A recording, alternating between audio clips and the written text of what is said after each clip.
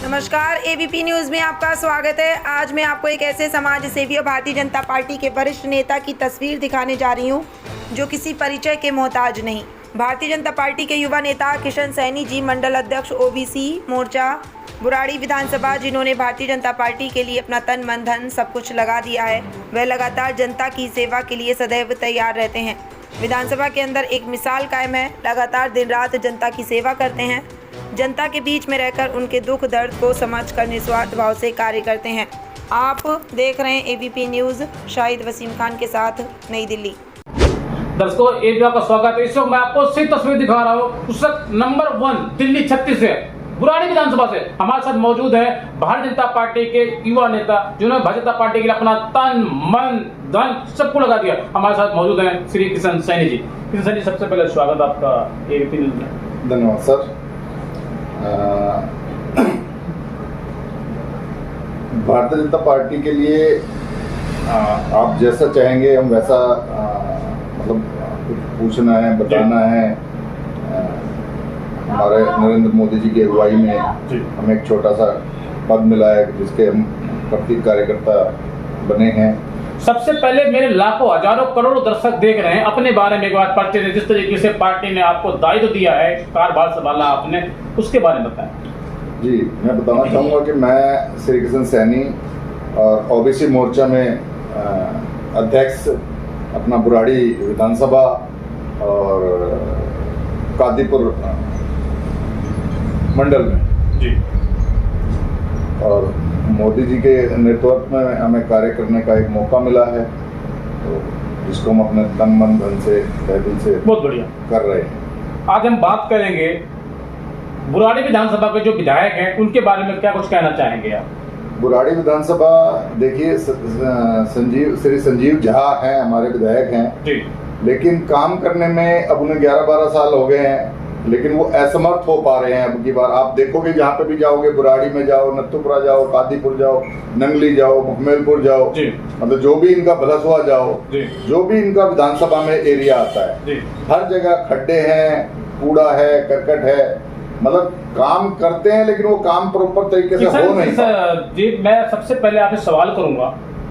दिल्ली में 11 साल से आम आदमी पार्टी की पूर्ण बहुमत की सरकार थी। अगर मैं बात करूं किराड़ी की, मैं बात करूं बुराड़ी विधानसभा की, मैं बात करूं नागलोई विधानसभा की, मैं बात करता हूं मुंडका विधानसभा की, दिल्ली के किसी भी इलाके में बात करें मंगोलपुर विधानसभा की, क्या वजह है, क्या कारण यहाँ इनकी सरकार थी, सत्ता थी 11 साल से, और आज भी बुराड़ी विधानसभा के अंदर और किराड़ी विधानसभा के अंदर आम आदमी पार्टी के विधायक हैं। अगर हम बात करें बुराड़ी और किराड़ी विधानसभा की, दोनों विधानसभाओं के अंदर आए दिन लोगों को, जनता को मुश्किल का सामना करना पड़ता है, कठिनाई को सामना करना पड़ता है। क्या वजह है, क्या कारण?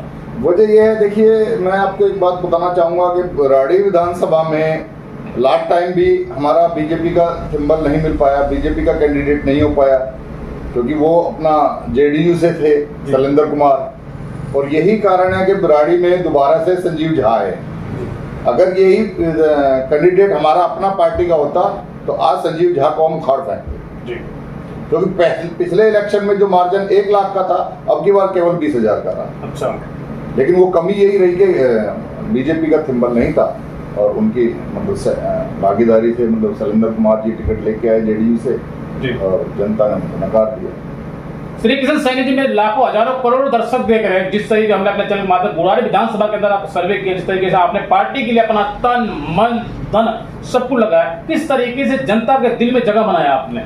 देखिए, हम अपना कादीपुर मंडल में हम गए, कादीपुर मंडल में हम घर घर जाके हमने मोदी जी की जो नीतियां थी, काम करने का जो तरीका है, उनकी जो नीतियां हैं, हमारी बहनों के लिए जो घर में जैसे सिलाई मशीन का काम है, कुछ और हैं, ब्यूटी पार्लर के लिए भी उन्होंने संस्थाएं खुलवाई हुई हैं, और मतलब घर घर जाके हमने उनको बताया कि भाई ये काम हमारे हो रहे हैं। और यही कारण है कि अब की बार हमारे जो दिल्ली में सरकार आई है श्रीमती रेखा गुप्ता जी की।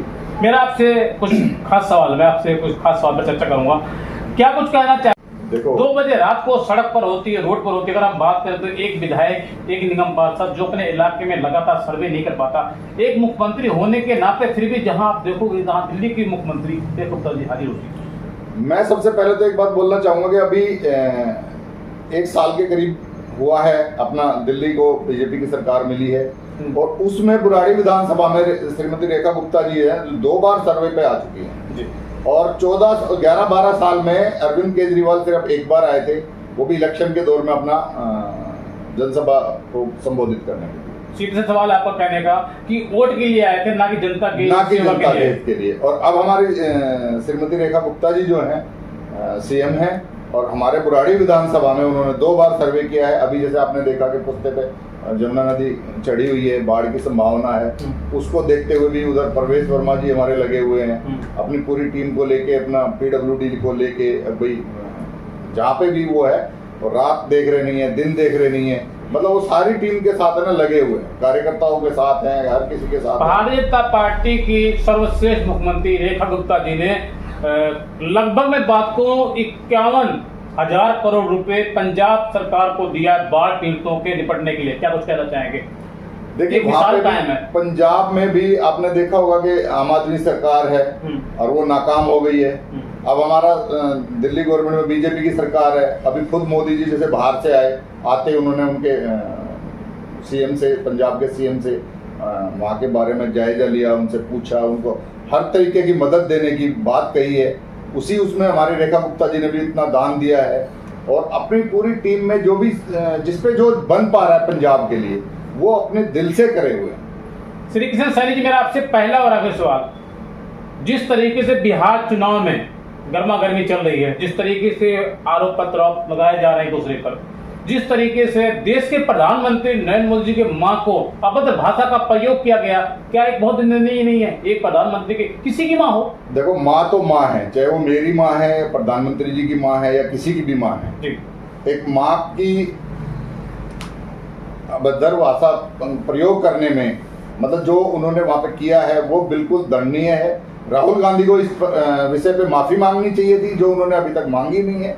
और हमारी वो पूरी उसमें बहनों ने मिलके एक वो जनसलाप भी निकाला है उसके प्रति, बाजार बंद किया उस दिन, बिहार बंद का पूरा वो था। तो ये चीज तो बिल्कुल बर्दाश्त भी नहीं की जाएगी, चाहे कोई किसी की माँ को अगर कोई कहेगा तो वो चीज बिल्कुल भी बर्दाश्त नहीं की जाएगी, ये पार्टी से हो या पार्टी के अलग हो। मेरा आपसे पहला और आखिरी सवाल, जिस तरीके से दिल्ली में बुलेट ट्रेन के तरीके से काम हो रहा है, क्या अगले 5 साल इसी बुलेट ट्रेन के तरीके दिल्ली के अंदर विकास होगा? देखिए अब तो ये काम इसलिए थोड़ा सा बाधित है क्योंकि देखो बरसात है, बाढ़ है, तो उस वजह से काम दिख नहीं रहे हैं, भी काम हो रहे हैं। लेकिन अभी जैसे UR2 का मोदी जी ने उद्घाटन किया है, UR2 स्टार्ट हो गया है। अभी प्रोजेक्ट और भी आ रखे हैं, जो नितिन गडकरी जी ने UR3 का भी प्रोजेक्ट है, और भी बहुत सारे प्रोजेक्ट हैं। और जो अपना हमारा रेखा गुप्ता जी हैं, उन्होंने श्री किशन सैनी जी, मेरा आपसे कुछ सवाल है। जिस तरीके से आप पार्टी में तन मन धन से आपने काम किया है, जिस तरीके आप काम कर रहे हैं लगन के साथ, भारतीय जनता पार्टी के अपना तन मन धन सबको लगाया आपने, 2027 बिल्कुल करीब है। आपने देखा होगा भारतीय जनता पार्टी एक ऐसी पार्टी जिसमें एक दरी बिछाने वाले को टिकट दी जाती है। यदि 2027 में पार्टी आपको मौका देती है भारत चुनाव में, तो आप चुनाव लड़ेंगे? बिल्कुल लड़ेंगे जी। अगर हमें पार्टी से मौका मिलता है तो हम चुनाव के लिए बिल्कुल लड़ेंगे, अपनी तैयारी करते हुए हैं, जिस तरीके से रहे हैं जी अपनी मतलब चुनाव के लिए। भाई पार्टी अगर हमें उस चीज के लायक समझती है और हमें मौका देती है तो हम उसमें चुनाव में बिल्कुल लड़ेंगे। मेरे लाखों हजारों करोड़ दर्शक देख रहे हैं, वो जानना चाहते हैं जिस तरीके से आप समाज की सेवा अभी कर रहे हैं भारतीय जनता पार्टी में रह करके, पार्टी के लिए आपने अपना तन मन धन सब कुछ लगाया है, क्या निगम पार्षद बनने के बाद, चुनाव जीतने के बाद जनता की सेवा इसी प्रकार करेंगे आप 24 घंटे? देखो हम पहले से ही, जब पहले हमारे यहाँ पार्षद थे उर्मिला राणा जी थी, उन्होंने काम अच्छे किए थे, लेकिन कुछ टाइम के बाद उन्होंने काम करने जैसे थोड़े से कम कर दिए या लोगों को एक नाराजगी रही और उस चीज़ को वो भुना नहीं पाए। और इस वजह से हमारा जो काउंसलर बना, फिर यहाँ पे राहुल शर्मा, मुनेश देवी राहुल शर्मा है जो आम आदमी पार्टी का है, तो थोड़ी सी नाराजगी थी पब्लिक में। और लेकिन ये काम हम बिल्कुल नहीं करेंगे। अगर हमें पार्टी मौका देती है तो हम घर घर जाके उनकी समस्याएं सुन के, आधी रात को हो दिन में हो, जब भी हमें जनता से मौका मिलेगा हम उनकी सारी सेवाएं सुनेंगे, सारा मतलब काम करेंगे।